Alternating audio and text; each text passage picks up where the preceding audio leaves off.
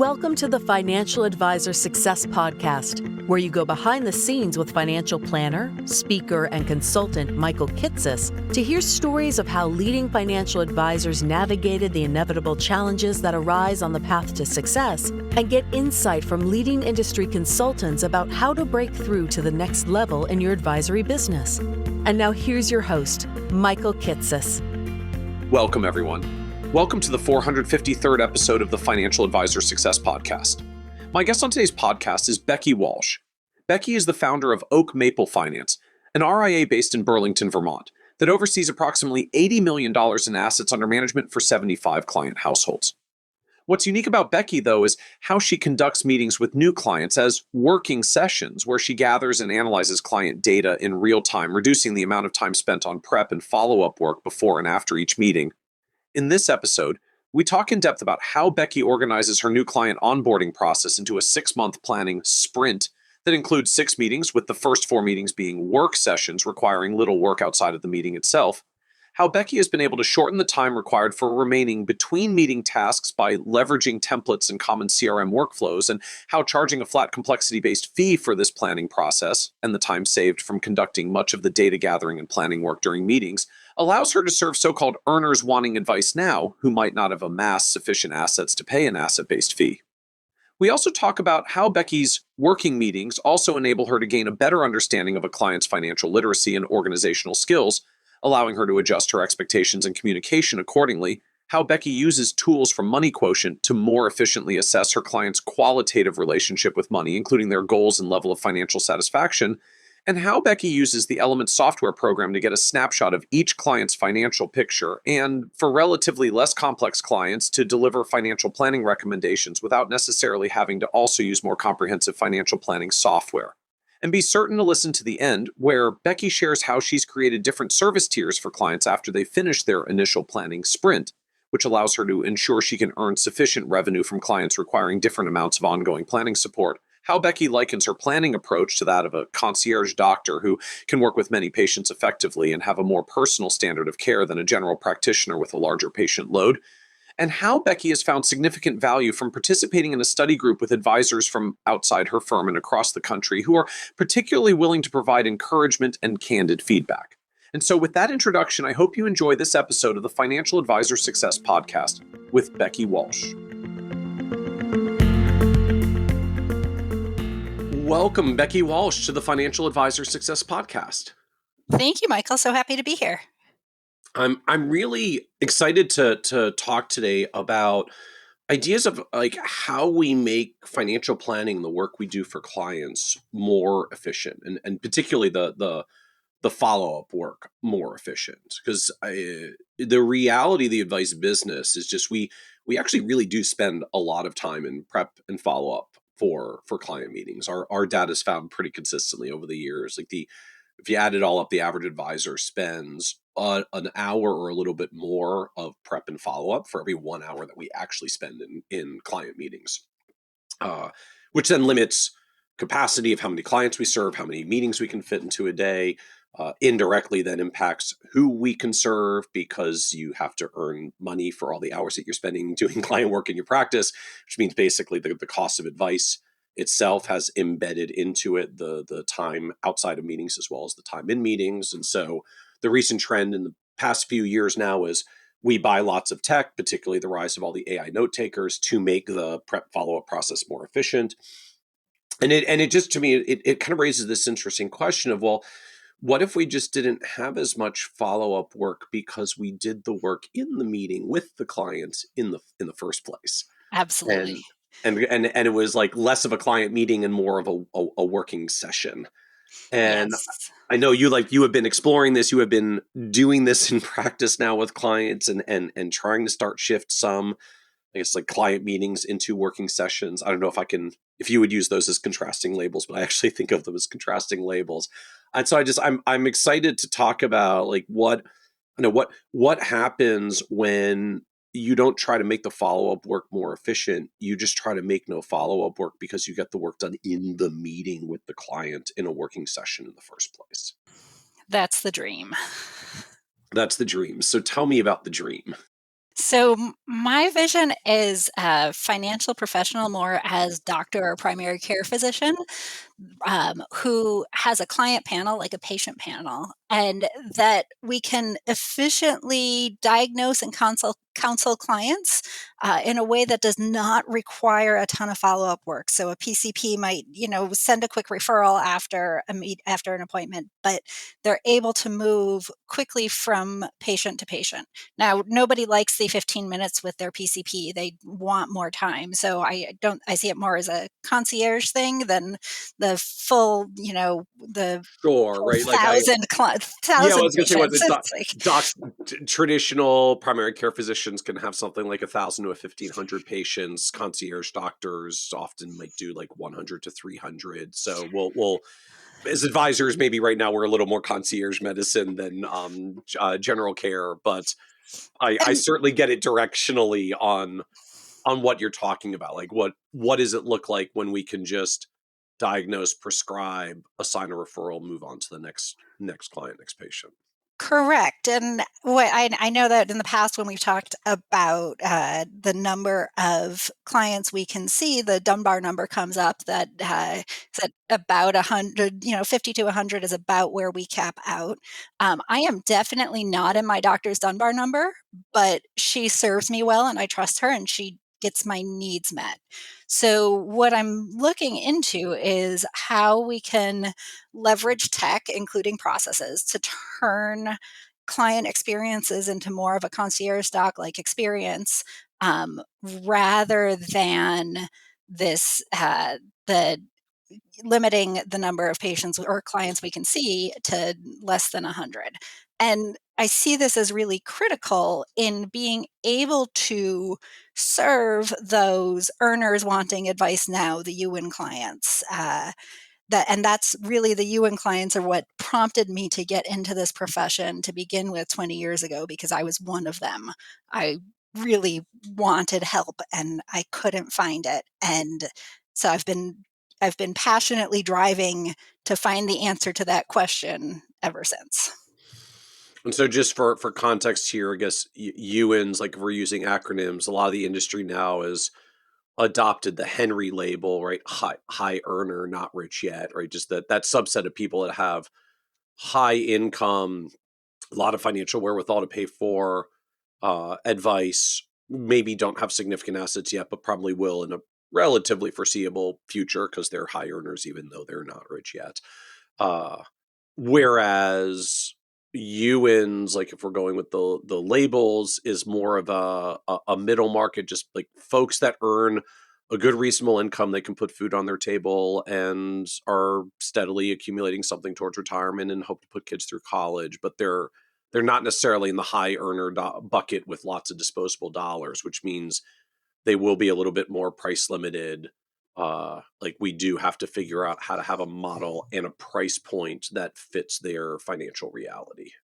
Right, absolutely. And what that price point is far lower than, say, the 10,000 a year minimum that traditional financial planning firms might have. Right. So we've got to find efficiencies and ways to serve more people. And one of the ways that we're doing that is through uh, focusing our first 6 months of work with a client on really having working sessions with the client rather than a prep deliver follow-up model. We're trying to minimize as much as possible the prep and the follow-up. That's it's like that's just a striking contrast to me, even just the way that you said it, right? Like what does it look like when we go into meetings with clients to have working sessions instead of the prep deliver follow up model, which just never even quite articulated that way, but you say it and it's like, yeah, that is absolutely our thing. Like prep deliver follow up, and like that's a lot more steps than working session. Even when you just say Yes. it like that, it's literally more words. It feels more cumbersome even to describe it. It feels more exhausting as I think about what it takes. Yeah. It's like, okay, I've got to block out time on my calendar to prep, got to block out time to follow up.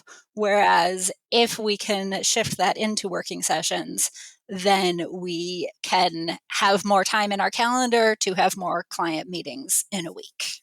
Right. So then talk to us a little bit more about these like working sessions themselves. I mean, like I don't know, what are you doing? How does this work? What does it really mean to be doing a working session the way that you're describing it? Well, all we're doing as financial planners is consistently seeing where we are now. So getting really clear about what reality is, getting really clear about the direction we want to go. So our point A, our point B, and then identifying that very next step to head in the direction of point B. So our working sessions, what we're doing is spending generally the first half of the call getting really clear on the emotional aspects and the sort of qualitative data of client's point A. And then we spend the second half of our working sessions getting very clear on what the next step is and using quantitative data to drive us in that way. So when I'm talking about qualitative data, I'm talking about people's perceptions, their hopes, their dreams, their fears, their what background they have with finance. So, some people talk about their money archetypes or money personalities. I personally use money quotient to use those to get at those tools. Um, and then the second half of the meeting, we're looking at, okay, what's your balance sheet like? What's your cash flow looking like? And where do we need to be focusing your attention to take that very next step towards your point B? Because a full on financial plan, as we all know, is irrelevant the second that it is printed. It's because we're planning for a future that's fully unknowable. So all we can do is know our point A, know our point B, and figure out that next step. So that's what our working sessions are getting at, just figuring out that next step, maybe the next 2 or 3 steps, but not trying to map the whole course, just trying to get clients oriented to where they need to be going. So it sounds like you have much more of I don't know, a process flow of how this is going, literally like what you're covering in each meeting. So maybe can you just literally walk us through like the meeting flow, the process flow of just how this works, right? If I'm a client who's coming on board and I'm going to have my series of working sessions, it's like what's the actual planning process and flow look like for you? Like Yeah, what's so the meeting flow? we emphasize to clients that they're going to be doing a lot of work. We ask them to commit to doing work outside of meetings. So rather than us doing the planning work, we're having the clients doing the work of data gathering. So let me talk through what that Okay. process flow looks like. We have our initial 6 months with a client is broken down into 52 steps of our workflow process. And it includes steps with automation, includes steps that our ops team can do, and then steps that our professional can do. And so right now, that's a certified financial planner. I think there will be a time in the future where we have some equivalent of nurse practitioners in our world who maybe aren't fully certified, but they have the skills to do most of the, at least you in planning. So you asked, what does the process look like? Client or prospective client fills out an intake form, schedules a call, and then we have that 15-minute call. And then if there's an alignment, if the client is intrigued and schedules a consult, that's when we really kick off our working sessions. And our first working session is really qualitative data focused.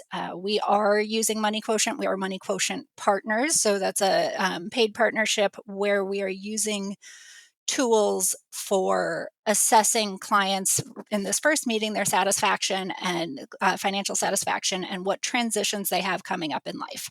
So, what this looks like for the client is a 20 question questionnaire looking at all the areas of their financial life, from insurance coverage to their investments, to how they feel emotionally about their money and what they think about the relationships with their current financial practitioners. So So Go ahead. So just to clarify there, again, we're still in the qualitative phase. So when you say things like there's questions about insurance and investments, this is not data gathering. Please tell us how much insurance you've got and the balance of your investment accounts. This is qualitatively oriented. Like I'm feeling comfortable with my level of insurance coverage, and I'm happy with my level of investments. Like that Yeah, so kind it's of orientation. I think the term is a Likert scale, where it's Okay. Yep. just measuring level of satisfaction 1 to 5 Okay. on each of these 20 areas of a financial life. What that does for prospective clients is it orients them to the tremendous complexity that they have in their financial life and validates their sort of feeling of, oh, yeah, there's a lot here. And I don't know where to go next. So it both validates their experience and helps them see the value in working with a planner. The second thing we do, we spend a lot less time on this, is look ahead to life transitions that they have coming up. And this is a 3-page, 4-page questionnaire, maybe, that gets at what different life transitions there might be in the immediate future, midterm, and long term. And so, one of the questions that I love is, do you have children entering adolescence? Which, before having children entering adolescence, I would not have thought about this, but that Oh. is a huge life transition. Being on the cusp with kids who are 13, 11, and 9, I have an appreciation for that question. Oh, good luck, Michael. Thank you. We'll be Lisa back. We'll be back in 10 years to let you know how that's going. Lisa Demore is a great resource for you. So entering adolescence, there's shifts in expenses. There's planning for new levels of auto insurance, for example, or more expensive extracurricular activities. So this second piece of qualitative data we're gathering in our first working session is, all right, what are all the things that could possibly be at your point B?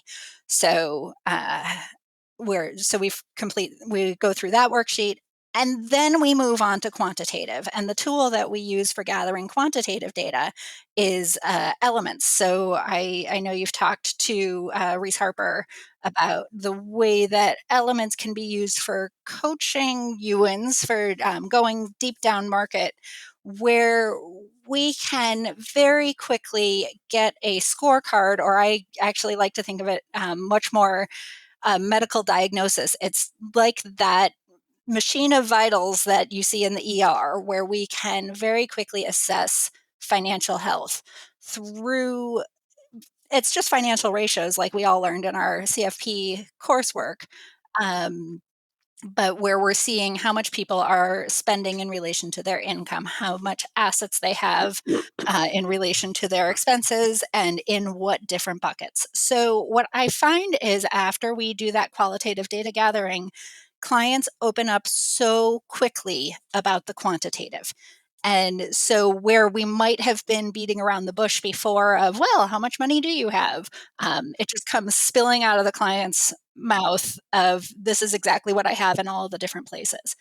Interesting. So some aspect of the qualitative process just is creating some level of buy-in for them to say, all right, I'm now comfortable with these conversations. I'm convinced I'm going to have a meaningful advice experience because Becky's already opened up some things that we've recognized we need to talk about and understand we have complexity around.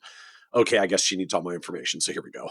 Yes, exactly. It is buy-in. Then it's also on the psychological level. What I don't know if you've heard of this guy, Carl Richards. He talks about righteous tricks that we do as financial planners. And of course, I'm tongue in cheek. Of course, you know who Carl Richards is. Yep.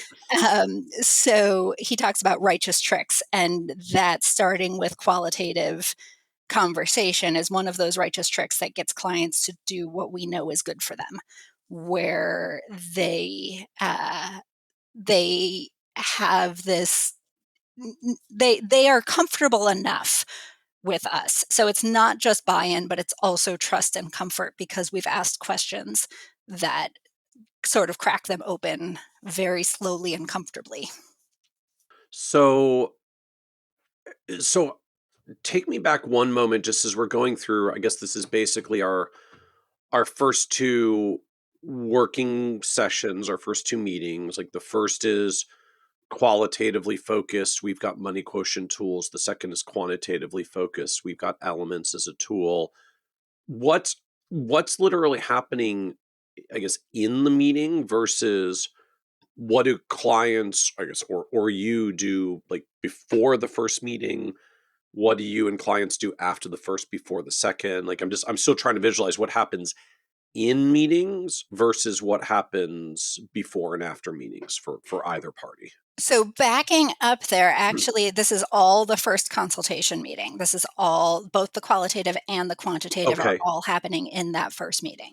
Okay. So we spend half of the meeting on qualitative and then we shift to quantitative. As I was training my colleague in this process, we'd hop on 5 minutes before a call and she'd say, okay, what are we going to do? I said, well, first we're going to start with money quotient and then we're going to move on to elements. That is the overarching process that we have, is screen sharing money quotient, then screen sharing elements. So in the meeting, prior to the meeting, the client has filled out the money quotient questionnaires. In the meeting, we're completing the element scorecard. We're just grabbing a pencil sketch of the client's net worth primarily. And we're real time asking, what's the balance on your mortgage? Do you know the interest rate? What kind of accounts do you have? And we're just capturing that on the screen as we're talking. The secondary purpose of doing that net worth live with the clients is that we're doing a financial literacy assessment in real time, because we're getting to know how much the client knows about their finances and how much they care to engage with their finances. Okay. So that's the second half of that initial meeting. So just for folks who aren't familiar, can you explain a little bit more what Elements is? Sure. So Elements is a tool designed for coaching and engagement with clients on their financial vitals, the basics of their financial life. And at its core, it's a net worth. It's a net worth report. So in the app, there's what's called a scorecard, which is 9 colorful blocks, bold colors, that each represent a financial vital. So Okay. what I focus the clients on first is their total term, which is essentially their net worth divided by their annual spending. And a total term is a very quick way to assess how a client's doing. We want the clients to be moving in the direction of 30. Most EWAN clients are in 1 to 5 total term, which means that their net worth is somewhere between 1 times their annual spending and 5 times their annual spending. Okay. So just like a very quick and dirty rule of thumb, how many years of spending do you have in net worth? When you get somewhere up in the 25 to 30 range, great. If I flip that into a fraction the other way, if I'm at a total term of 30, I'm spending 1/30 of my net worth every year, which means I have like a 3 to 4% withdrawal rate. Congratulations, you're fired. Exactly. Okay. Yep. And So then what else shows up in the scorecard here? So that total term is broken down between 4 different ways that people can accumulate wealth. There's liquid term, which is anything that doesn't have any special tax benefits to it, any financial asset that doesn't have special tax benefits to it. So checking account, brokerage account. There's qualified term, which is those assets that are qualified for special tax benefits. So Roth, traditional 401k, etc. There's real estate term, which is the equity in any real estate that you own. And then there's business term, which is the value of your business. And so from left to right, those go from most liquid to least liquid. And what we're looking for with clients and what we're often seeing with you and clients is that we want to see a balance between liquid, qualified, and real estate term. And often we see overemphasis in one of those areas. So for those who haven't yet bitten the bullet and dived into investing in retirement accounts. They might be overweighted in liquid term. And so what we're going to talk to them about is shifting some of their liquid term into their qualified term Okay. bucket. So that's the bottom row of the Elements scorecard is liquid term, qualified term, real estate term, business term, all should add up to total term. Total term. And then there's so that's our first meeting is really focused deeply on that first row. We get to the end of that first working meeting and we are saying, all right, what's really critical to this is that annual spending number. And so that's the client's homework then for the next meeting is to figure out what their annual spending is. And we give them a couple of different tools to do that. If they're already using YNAB or Monarch, we just ask for outputs from that. If they're not, we have a spreadsheet that we send them asking for different categories of expenses. Or we also have created a form that they can fill out. So if they want to tell us more narratively, they can tell us what they're spending money on. So So, go ahead. so I want to pause you here just to make sure I'm kind of understanding how this comes together. So they've done their initial like 15-minute call, like fit call, decided they want to move forward. So we queued up this first meeting. Leading into this meeting, they got their money quotient questionnaires. I think you said that the like a financial satisfaction questionnaire and transitions. So we have some context of where they're feeling not good and where they're feeling good and not good about their financial situation. So the first part of this initial meeting is talking about their money quotient results and outcomes. So I'm presuming just you just kind of go down, hey, it looks like you're feeling good about these areas. Tell me more. It looks like you're not feeling good about these. Tell me a little more what's going on there, just to open up the conversation. Yeah, and with some specific targeted questions that get the clients to realize that they have a locus of control. So, So in what kind of questions crop up? so we're looking at we try to get them to focus first on where they have a high level of satisfaction, and we ask them what choices they have made to arrive at that high level of satisfaction. So we are just planting a seed for them to start thinking, oh, I did make some choices. I do have some agency here. Interesting. What choices? So, I see you are feeling really good about like level of debt that you have and your spending habits. What choices have you made that have given you such comfort with where your spending and debt are? Yeah, exactly. I'm sure you can word it slightly more eloquently than that. But like that's the gist. Like that's the kind of question you're trying to open up. Okay. So then what comes next as you're having the conversation? And then we shift to what's more vulnerable for them of, all right, where do you not feel satisfied? And for some, it's, with the level of financial or with the level of financial education I have achieved. And for when clients get into this area of places where they have lower satisfaction, we do notice there's embarrassment or shame as they're talking about that. And so we're signaling to the client that it's safe to talk about things that they feel embarrassed about and that we will meet them exactly where they are. That we don't have any expectations for them to achieve any level of financial education before meeting with us. There are no prerequisites to meet with us. So are there questions again that you're like using to create or queue up that environment or other just, talking points that you use to get them comfortable? So for that, we just use the classic "tell me more." Okay. So we will say, all right, there's some areas here that you're less satisfied with. Can you tell me more about one or more of those areas?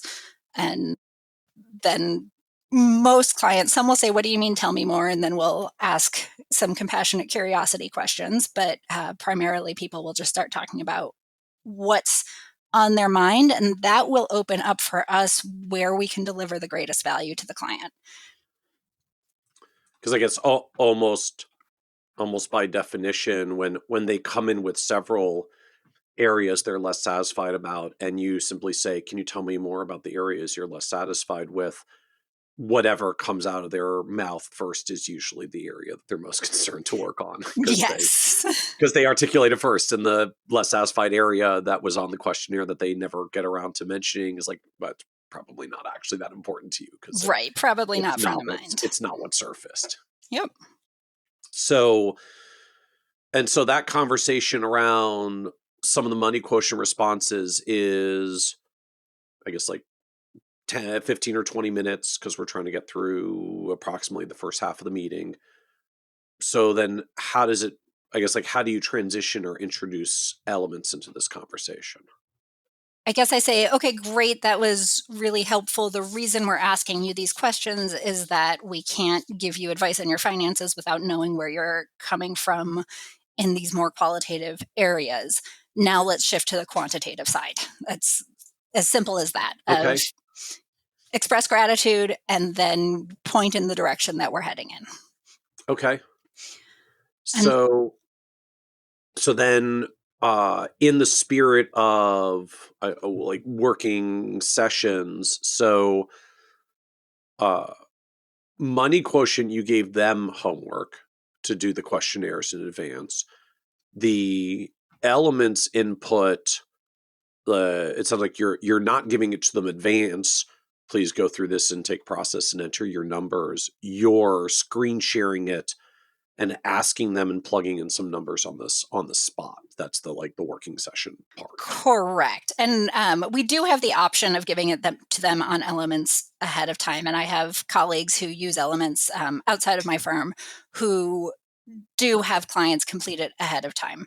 The reason I like to complete it live is to orient the clients to the tool, and then also, as I noted, the that sort of financial literacy assessment of, all right, what level of comfort are we dealing with here, and what level of knowledge do these clients have? So I might have someone who has a tremendous amount of financial literacy, but when put on the spot to talk about their assets, they don't know what they have or whether it's Roth or traditional. And so that just gives great information of Right. what level of engagement they want to have with their finances or have had with their finances. Yeah, I'm almost thinking like there's, how financially literate are they, right? Do they literally even know and understand their finances, their numbers, their assets and accounts? And there's some aspect of just how organized or engaged they are, right? Do they actually know where their stuff is, and what they've got? And so I can have clients who are highly literate but not organized. I can have clients who are highly organized but not actually that literate. Like, they know exactly what they've got, but they don't actually understand what a Roth is or why it's good, but they know they've got one and how much they've got in it. Right. And various combinations thereof, right? They Yeah, can I'm be picturing organized and literate or neither. There's like a 2x2 grid thing. exactly. I just jotted that down. Yeah. So I get in a world where, for a lot of us traditionally, like, I send a data or a gathering sheet and I do or don't get it back and it is or is not correct.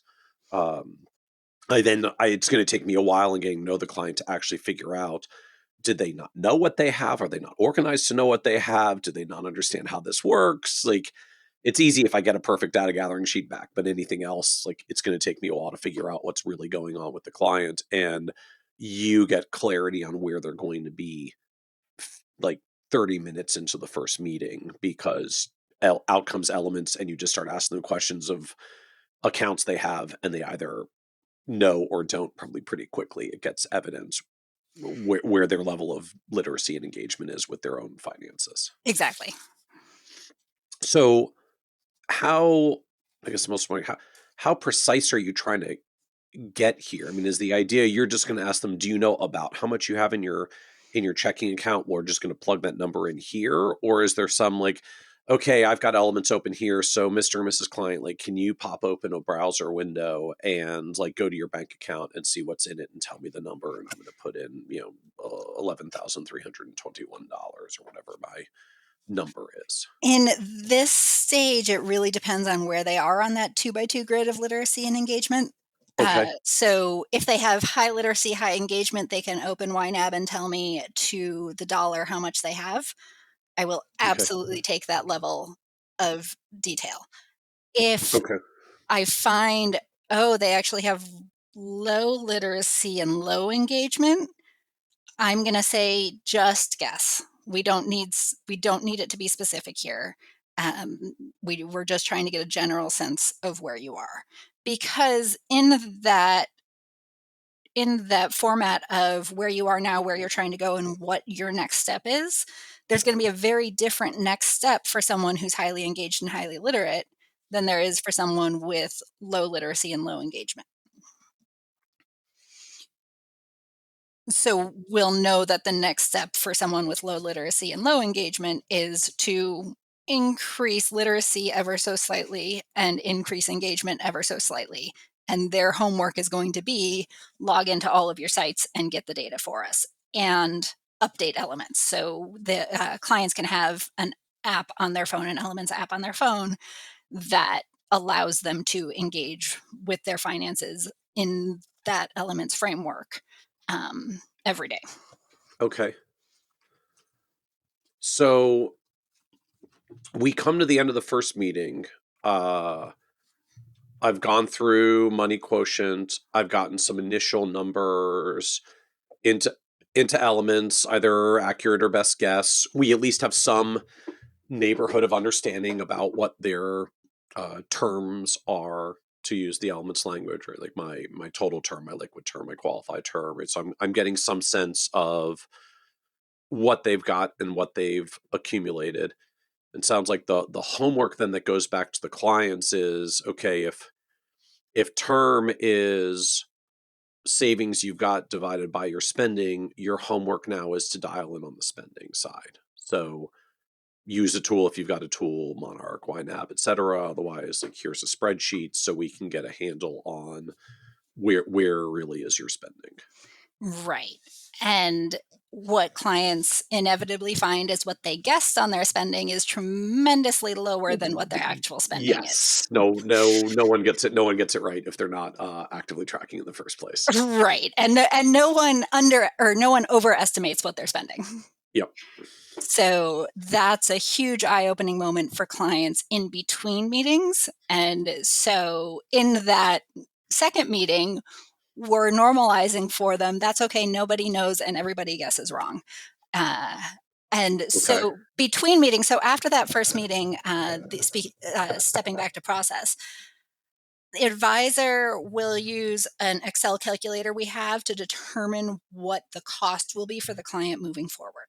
So we don't have a set cost. The cost is complexity based. We've gone as low as $100 a month and as high as $500 a month for an initial 6-month planning sprint.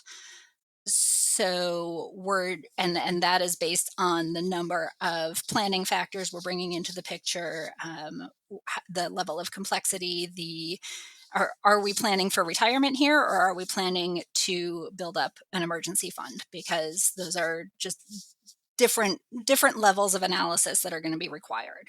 And we've not yet found a way to completely eliminate outside of meeting work. And so we're factoring in a little bit of outside of meeting work into that price for people who might need a little bit of traditional planning. Okay. So your pricing, I think you said $100 to $500 a month, like varying by complexity, and this is for a 6-month planning sprint. So is that literally like 6 meetings, like six meetings over 6 months, one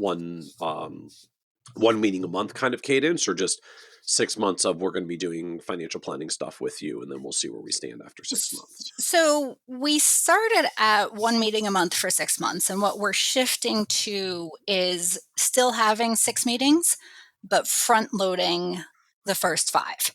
So doing a meeting every couple of weeks for a couple of months, and then a follow-up meeting 6 months later, 6 months after the start of the process.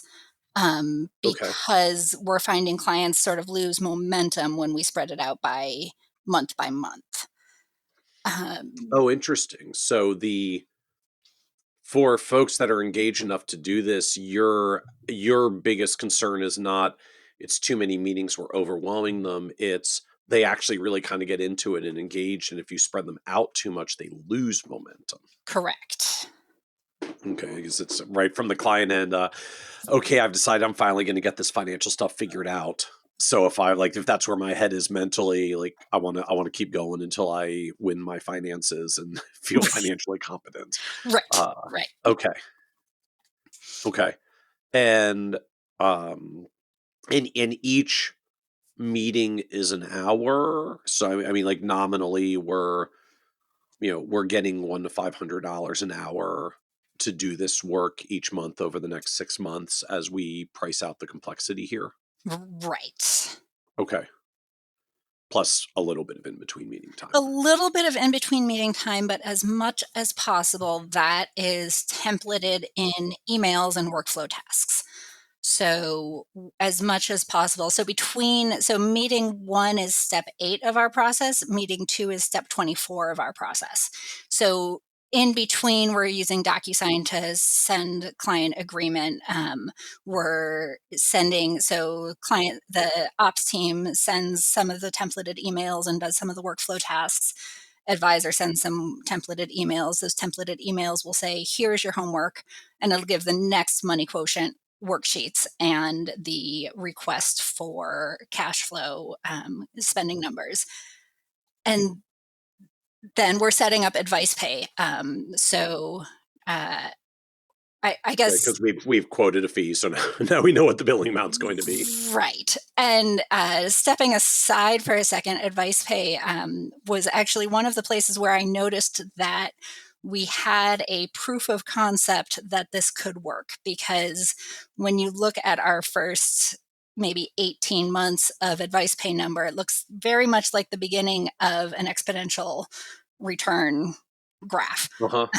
So we are finding, this is happening and there's a demand for this, and a little bit of Field of Dreams moment of, okay, if we build this, they will come.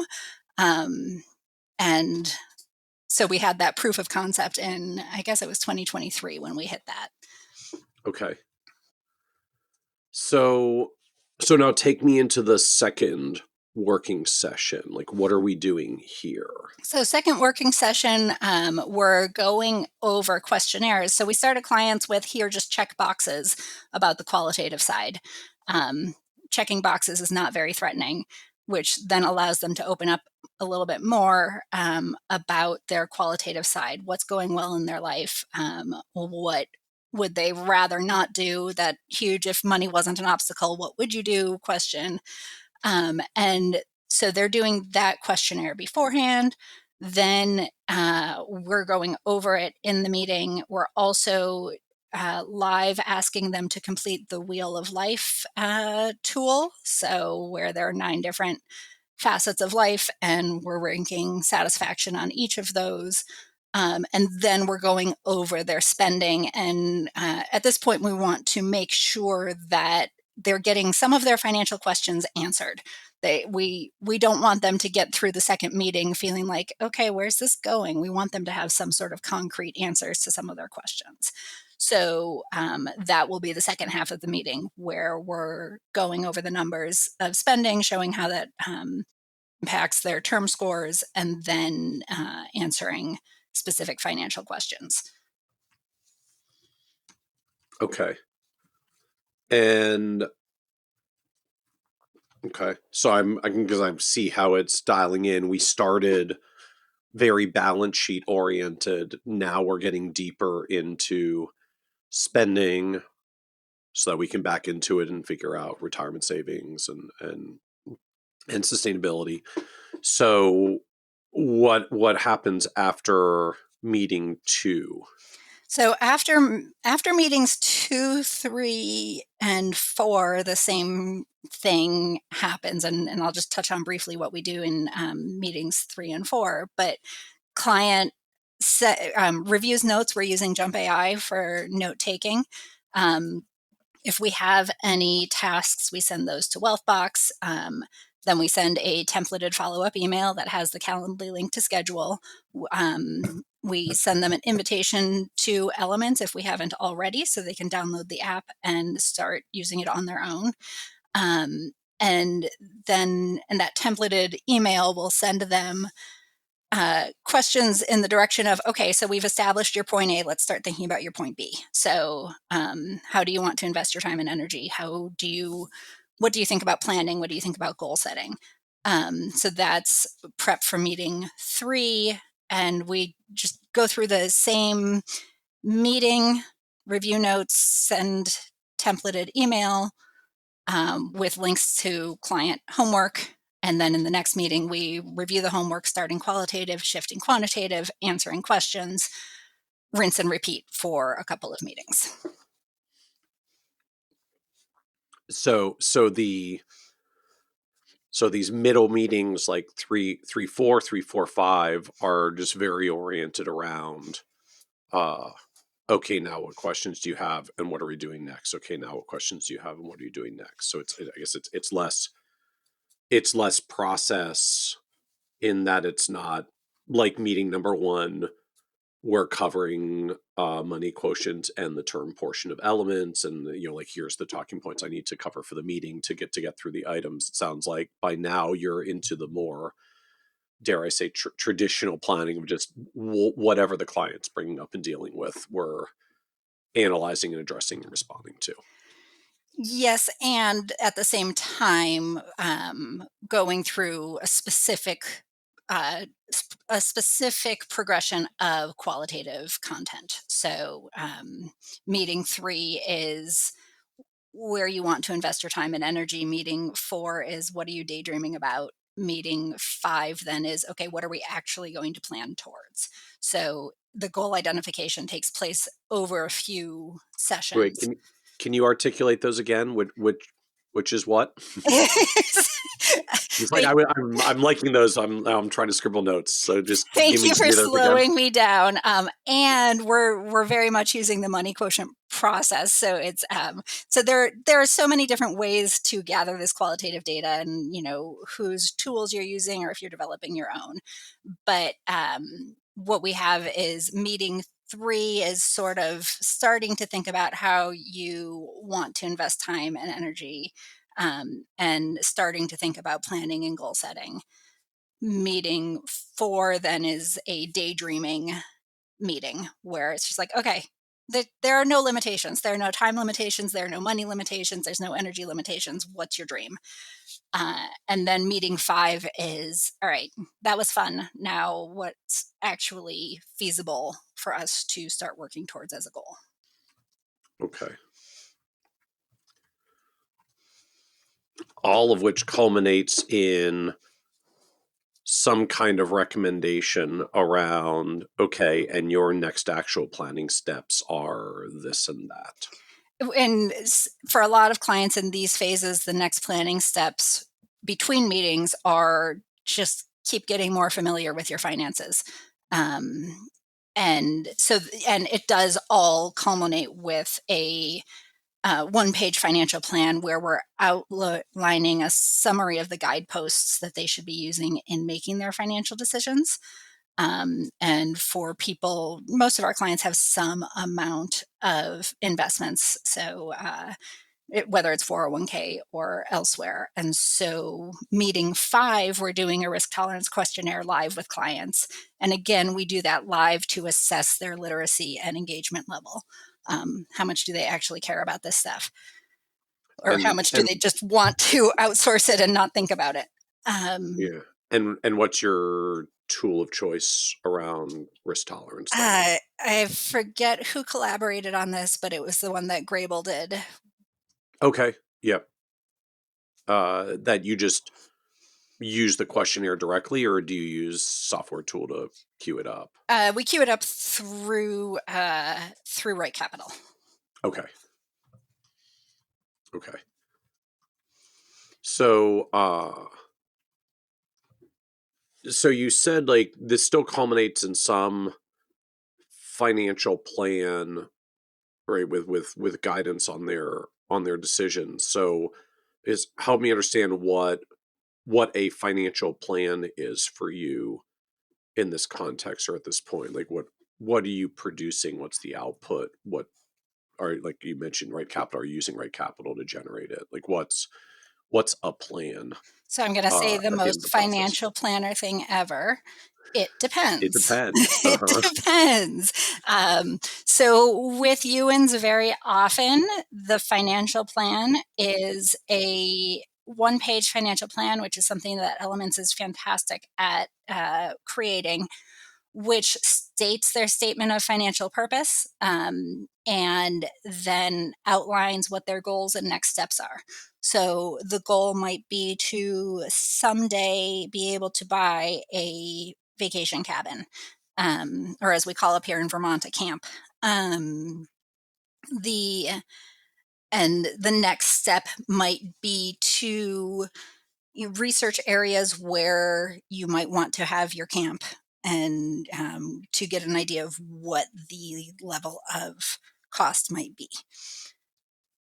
So the one-page plan will show statement of financial purpose, goals, next steps, and then we'll show that scorecard of where they are with total term, liquid term, qualified term, and real estate term. And we'll be talking about, say their goal is to buy a camp. We'll talk about increasing their liquid term to the point where they have enough for a down payment. Okay. Because again, the other context around planning, particularly for you and clients, is this is not a lot of let's do a retirement projection of where you'll be 32 years from now in your current trajectory of savings. It is much more short to intermediate term. Just like you want to camp over the next 5 years, and we're just trying to start moving the needle on your qualified term by beginning contributions to a Roth. Correct. Yep. So areas where we want to move the needle, we want to set up as much as possible pre-commitment mechanisms where they have automated savings for things. So, and we have clients who come in with their automated savings and we need to tell them to chill out and do less. And we have clients coming in without any automated savings and we're saying, all right, let's set up just $100 a month. Let's just start there. So again, it depends dramatically on the client what that deliverable is going to look like. For some, it will be an Elements one-page plan. For some, it will be a fully built right capital. And so that's where the $100 to $500 span comes in. If somebody's going to involve right capital, it's definitely going to be at least $400 a month, where we're having to do that data entry, Monte Carlo analysis, verifying data at a level that allows us to be comfortable to give the advice that they're seeking. So I missed that. So the baseline one-page plan, statement of financial purpose, goals, and next steps, that's an Elements generated plan for you. Correct. Yep. Okay. So right capital is only the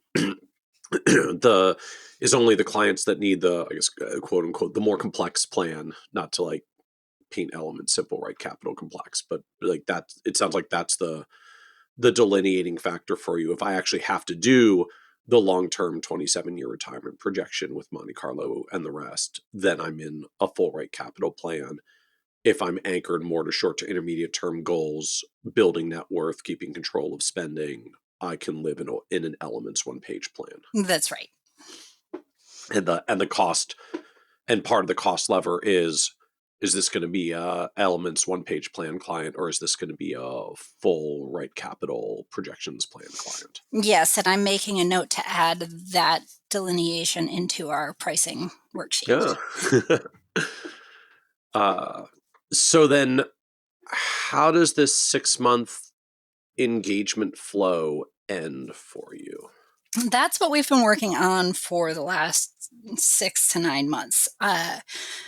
So once we've done this with clients, once we've sat and held space for clients to get vulnerable about their finances and realize that we can answer their questions and help them feel confident and build clarity.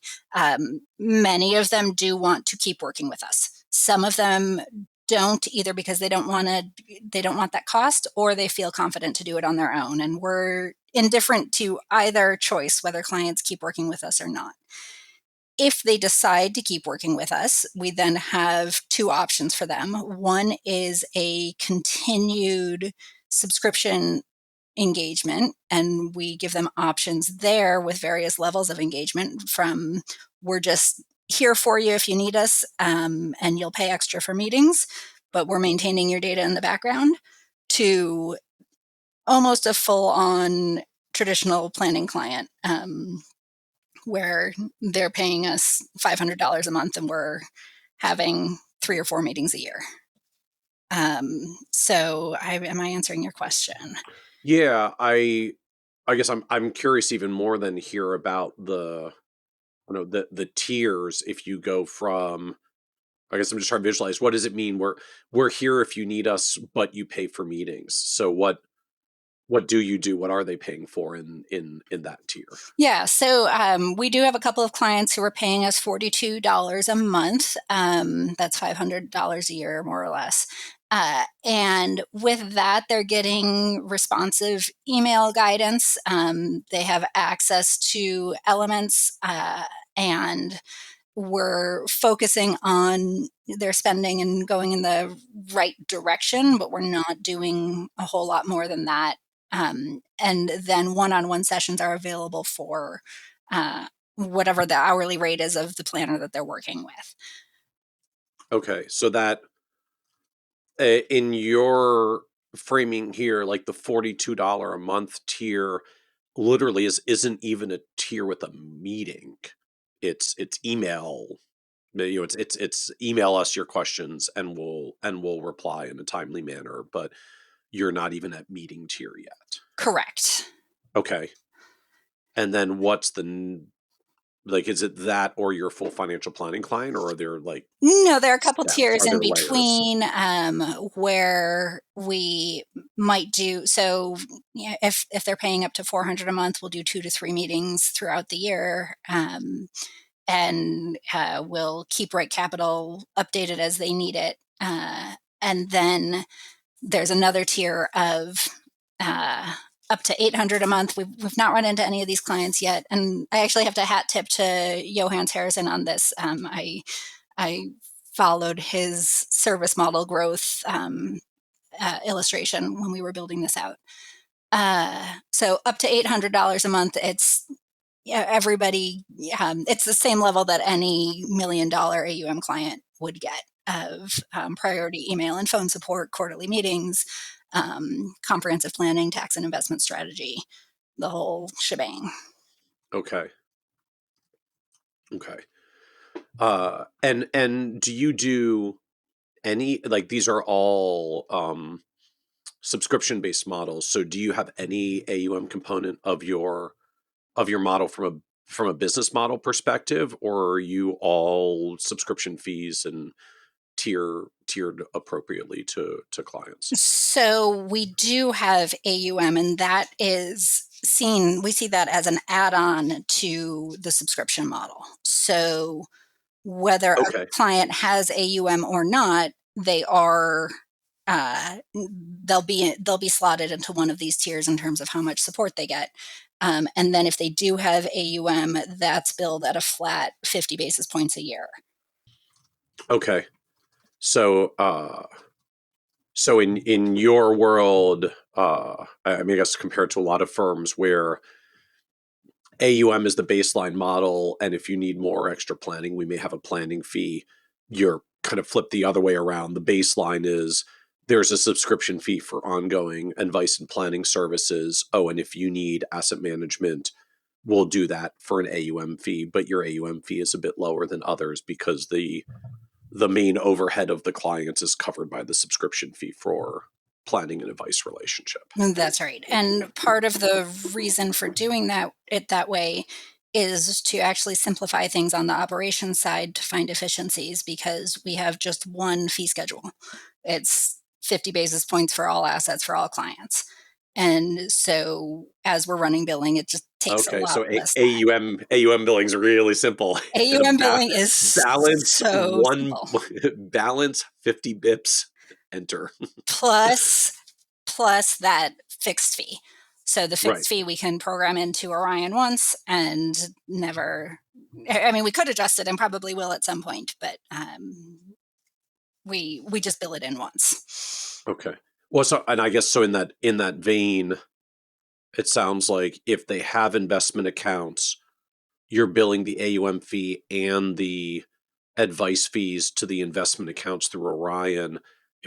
I guess if they don't have investment accounts, then you're billing it through advice pay because you need them to pay from bank accounts or other accounts. Correct. Okay. So, so relative to our original discussion around working sessions and trying to keep this efficient for clients, I guess I'm just trying to visualize like how much in meeting work versus between meeting work do you still end up with as you go through this 6 meeting process? So the first 4 meetings is almost entirely in meeting work. So we are orienting the clients to their financial life. We are getting a sense of who they are personally, financially, what their history is, what they're dreaming of. All of that is in meeting work. We're doing data entry in Elements in meeting. Okay. As we get into meeting 5, we do pick up a little bit more of out of meeting work. So in meeting 5, we'll do the risk tolerance questionnaire. We'll build the IPS, which we call investor intent, and we'll use we will use the risk tolerance questionnaire, but then we are building out a 3-dimensional risk tolerance. So tolerance, appetite, and requirement. So we gather risk tolerance, risk appetite through the questionnaire and conversation around it. And then requirement, we determine through our planning with generally, if clients are Right Capital clients, we'll be modeling their plan in Right Capital. That Right Capital build out, that does happen out of meeting. Okay. And then what do clients have as homework, or like where do their homework bits show up? So between every meeting, there's going to be some amount of money quotient work and some amount of data gathering work. So between meetings, clients will be asked to upload things to our portal. We're in the process of switching what that is. We have been using ShareFile. We're switching over to Box. Out of curiosity, just why? I'm always fascinated when we're dropping one provider for another. Why leaving ShareFile for Box? Our IT company does not support ShareFile. Okay. So we don't have a great help desk for ShareFile. Oh. Box Okay. will integrate more with our tools, and our IT company will support it, including supporting the backup process so that that's not manual. And so it's mostly for simplicity, integration, and security. And ShareFile has been great and is feasible to stay with. And we're just for those reasons I mentioned, we're shifting at this time. So, because I'm wondering as well, like you mentioned a lot of steps overall. I mean, I think you said one point, like our by the time we're in meeting number 2, we're on like step 20 something of our process. So is there like a whole process flow, like workflow thing built out in Wealthbox to do all of this? Yeah, it's an not automated, but it is a workflow in Wealthbox. And so once advisor has the initial meeting and clicks that I have sent the templated email, then it moves over to ops team to keep an eye out for the client to say yes or no, or the prospect to say yes or no. And then it triggers, most of these steps are 5 to 10 minute steps: update CRM, prepare and send new client packet, set up tech platforms, things that ops can do relatively quickly. So another part of our efficiencies are to be sure that ops is doing things that they can do that don't require the 6 or 7 classes of CFP and the CFP exam to be Right. able to do.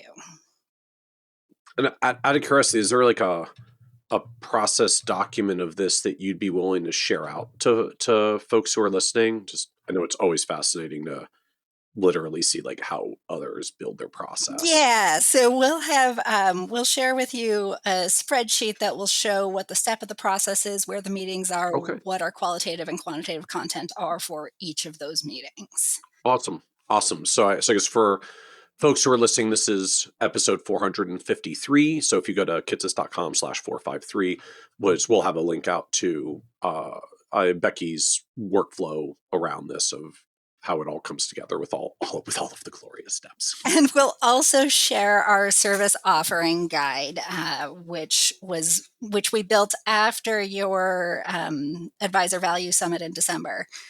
Oh, very cool. Yeah. So there will be some pieces that are familiar to anybody who was in that summit.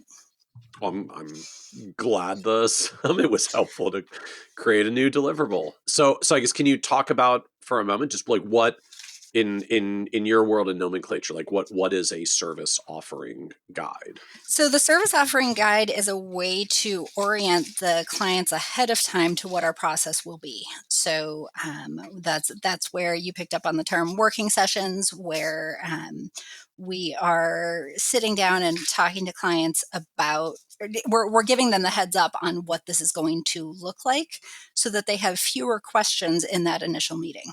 And that their questions are better informed if they've read this. If they haven't read it, we go through it and share with them what does our ongoing financial planning approach look like, and what that piece about investment management as an add-on, we share that with them.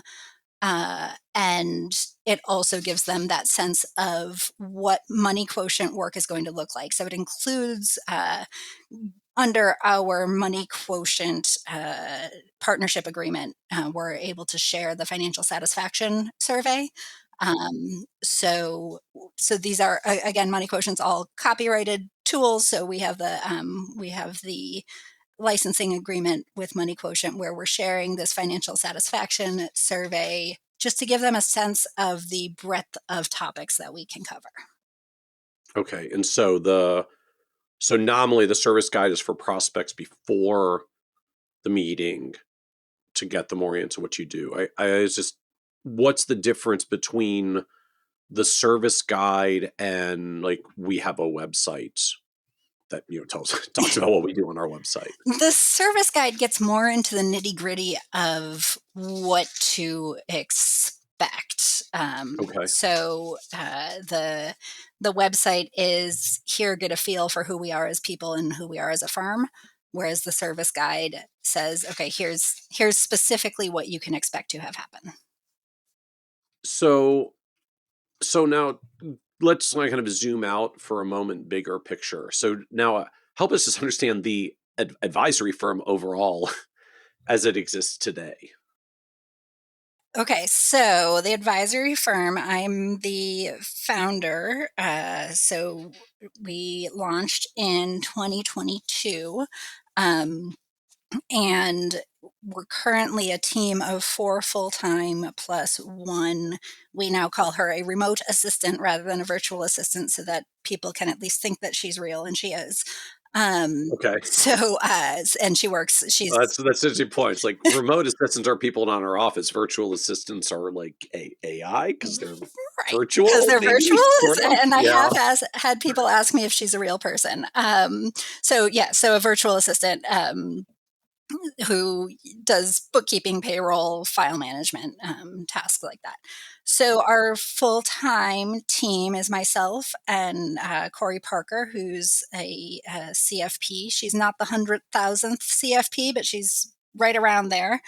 And she's been the one primarily working with these EWAN clients as we're growing out the model. And then we have our ops team, Emily and JC, are client service, operations, marketing, the back office functions. Okay. And then clients that how many clients does the firm serve? And So we serve around 50 client households for AUM and currently have about 20 to 25 active subscription clients. Okay. So Who are like subscription only, no AUM? correct. Okay. And then can I ask like what other AUM or revenue is for the firm overall? So firm revenues in the neighborhood of 600,000, depending on what's going on in the Yeah, markets. tell me what happened. Tell me what happened in the market the week that you listened to this, and I'll tell you where the Right. revenue is. Okay. And I guess just curious how that revenue splits in practice between the subscription fee portion and the AUM portion, or just like what AUM is in total for the firm. So AUM in total is right around 80 million. Again, tell me the day and I'll tell you more specific. But we're around 80 million AUM. And that means that about 2/3 of our revenue, and don't do the math, but you can correct me if I'm wrong, I suppose. About 2/3 is Yeah. that 50 basis points AUM, and 1/3 is subscription or financial planning fees.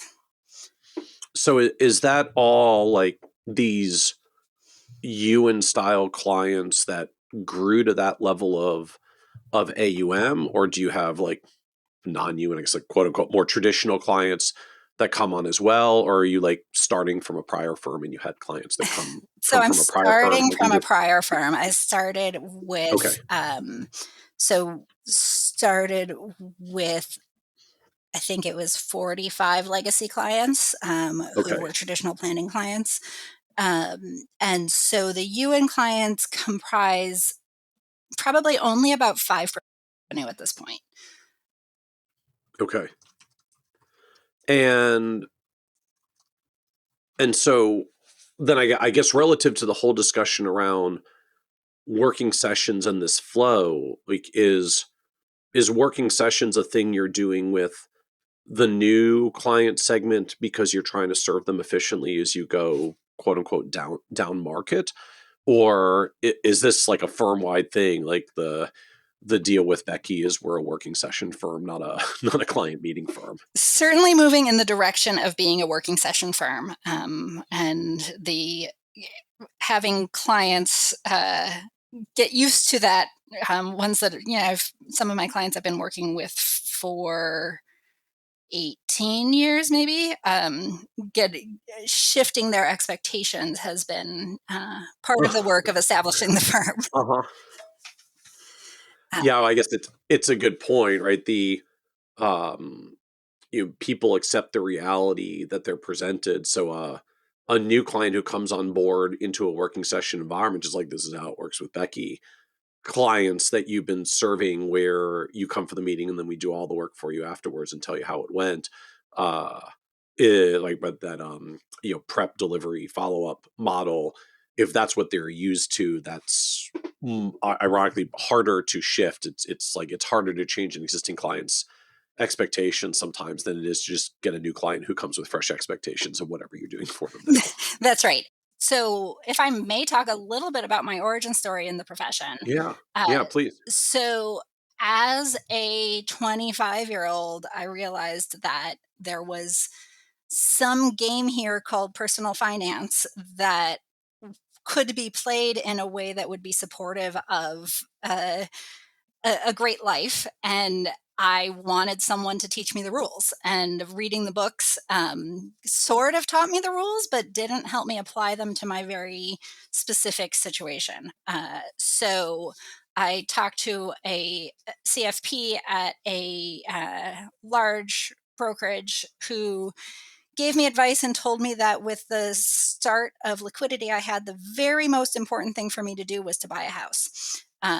This was in 2003 in Southeast Michigan, and the planner told me that housing prices only go up, and that because I had the liquidity, that purchasing a house was the right choice. So my husband and I went, we bought a house, and we then called the advisor back and said, okay, now what's our next step? And we were ghosted.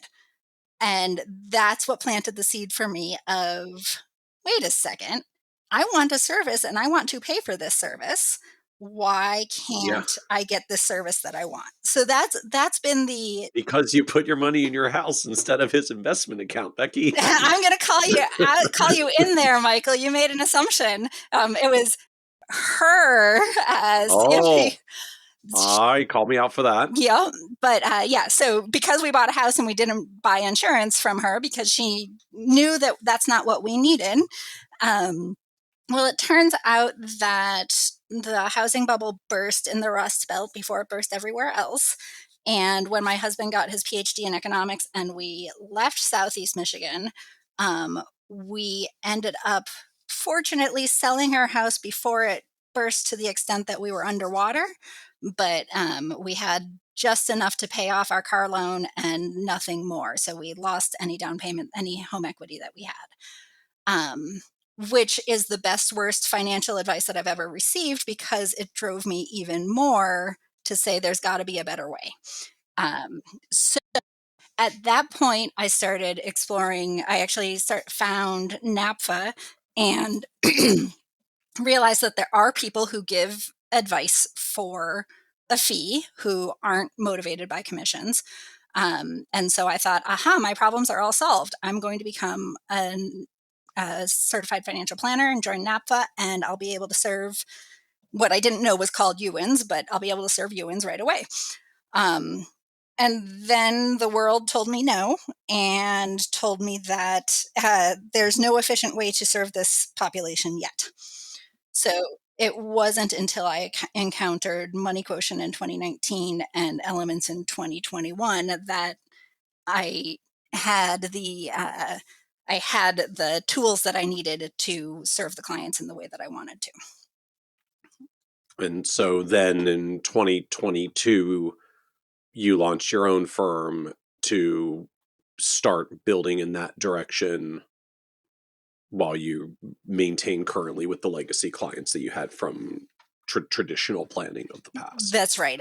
And there was one step 2007 to 2009 where I actually started my first firm as a solo RIA.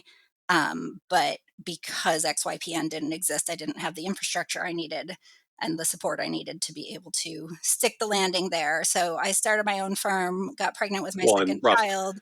Rough time to start just from a financial environment alone. Like financial crisis, not the best time to launch an advisory firm from scratch. Exactly. So very fortunately, there was a local advisor who invited me to join his firm, and I joined his firm, became a minority partner in 2018. In 2022, I got COVID and ended up having the short straw of COVID, which was that I had long COVID. And so I ended up spending March, April, May 2022 incredibly sick. And so that just gave me a lot of time to reflect. And the outcome of that reflection was it's time to return to my origin in the profession, to serve the population that wasn't able to get served back when I was a UN. So what surprised you the most on this journey then of building your own advisory business? I think in the journey in the last 3 years, how much fun it could be. How exciting it could be to be imagining something new, that and putting that imagination into practice and learning from it it's just a lot of fun. So I think that that's probably what surprised me the most recently. So I guess by nature of being a surprise, so you didn't expect that? Like you expected it to be a little more draggy and grindy? I didn't. I didn't know it was possible for working this hard to be so much fun. Um, and I guess a second thing that surprised me is that uh, it's possible to reach a point in your career, and I know that you've told stories about this where um, working more or sleeping less is not an option. That Right. the responsibilities, opportunities, ideas are going to fill way more than 24 hours in a day, so you have to choose. Um, so it took me 20 years to get to that point, but that's another thing that surprised me. And so, like, how do you frame the choice? Like, what did you choose and what did you leave behind at that crossroads? So I chose to be unapologetically myself and wanting to chase the things that I wanted to go after, and that's answering this question of how to serve EWANs. Um, and I chose having the flexibility that allows me to support myself and my family. And as I've recovered from long COVID, that's meant listening very carefully to my nervous system, what leads to a sense of safety rather than the uncomfortableness of uh, traditional financial planning environments. So, what was the low point on this journey for? So the low point was the 2018 to 2022 timeframe. That was the frame when I had the most free cash flow, where there was a lot of saying yes to the fun things in life, and it was Boy, also. that sounds terrible. I know it Free sounds free cash terrible. flow and saying So yes, the fun things in life, saying clearly yes to the fun things in clearly life, the low point. clearly the low point when we could spend all of this money on, let's go on vacation and let's do this and let's do that, and sure, you can go to that camp and all of those things. But what I found was, and this was in reading the book Designing Your Work Life, while I had a high degree of satisfaction in the financial aspects, I had a really low degree of satisfaction in the impact that I was having and the expression of my passions and my creativity. So I I've found over slowly burning and then culminating with getting sick with long COVID, there was not an alignment with the traditional firm I was at, and it was time for me to leap. And so it was an amicable separation, and a lot of work to move the clients over. But that low point was really a moment of, okay, I just need to not just say yes to the fun things in life, but say yes to the things that would light me up and be fun in work, not just fun outside of work. Okay. So you had a like my work was the high income, low enjoyment thing that was enabling the lifestyle I wanted and I enjoyed. And the realization was, but I'd actually like the work part to be more enjoyable as well, not the financial enabler for non-work things. That's right. So I guess then in that vein, like what else do you know now you wish like that you could go back and tell you from 10 or 15 years ago as you were early in this journey? Um, that's hard because the world's so different now than it was 15 years ago. But I would tell my younger self to have more confidence than I did, that I know more than I think I do, and to trust myself. So trust my intuition, trust my ideas, and to trust that what I know about what works for me for work is what I should be doing. Um, Yeah, that's what and also not to wait until I'm ready. Just take the first step. If we wait until we're ready, we'll never be ready. Mm. So what helped you get over that leap eventually? 'Cause it sounds like you did take some time trying to wait to get ready originally. Yeah, so I had been doing some career coaching. My coach's name was Melody Wilding, and she wrote a book that was actually called Trust Yourself.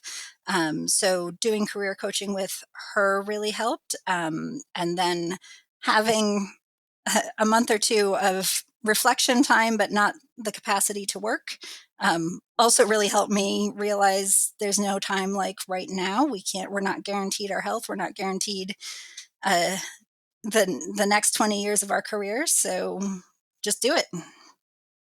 So what advice would you give younger, newer advisors like coming into the profession today and trying to build their path? I would tell them to find their community within the profession, but outside of their firm and maybe their region as soon as possible. The feedback and support of peers is so incredibly valuable. And a shout out to my community outside of my firm. I have a study group I meet with monthly. We started in 2018.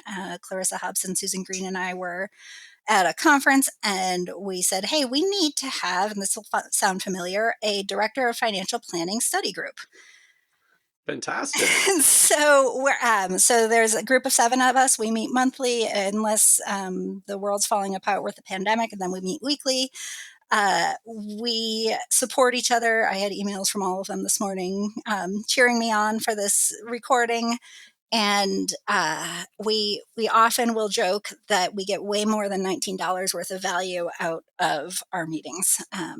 So the $19 Director of Financial Planning study group fee that Kitces has, definitely worth it. Excellent. Yeah, my early career was many years as director of financial planning as well, and just feeling very lonely, not having anyone else to talk to, because most of us are like departments of one or very few in mid to large size organizations. So yeah, we very much launched a study group through Kitces for directors of financial planning, because it was just another one of those. I never had this when I was in the role, and I really want to make it for the others in the future. We can make this better for those who come after us. Exactly. So we joke that we're the OG Directors of Financial Planning study group. Yes. And yeah, you really are. Starting in You really 2018 at the Phoenix NAPFA conference. And yeah, so the advice that I would give is to find your people, find your peers, because the feedback that people who have no skin in your game can give you is invaluable. And then the support as well. So as we wrap up, this is a podcast about success, and just one of the themes that comes up, right? Literally, that word success means very different things to different people. And so you're on this wonderful path of building the advisory business as you're crossing $600,000 of revenue, and it's growing, and you seem to have very good clarity about who you're serving and what you're doing for them. And so the business seems in a wonderful place now. How do you define success for yourself at this point?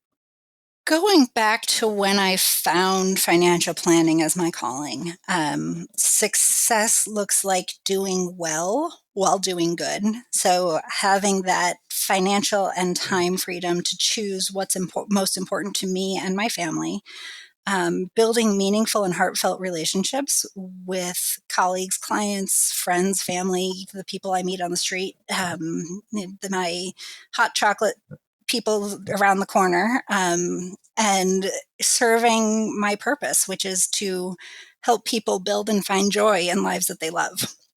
So success means really serving my purpose and doing it in a way that works for my unique strengths and my unique challenges. I love it. Well, thank you, Becky, so much for joining us on the Financial Advisor Success Podcast. Thank you so much, Michael. Thank you for having me. Absolutely. Want even more ideas, tools, and resources on how to break through to the next level of success as a financial advisor? Check out the leading financial planning industry blog, Nerd's Eye View, at www.kitsis.com, where Michael covers the latest practice management trends and financial planning strategies. And by joining the members section, you can earn IMCA and CFP continuing education credits, along with exclusive member content. Get it all now at www.kitsis.com.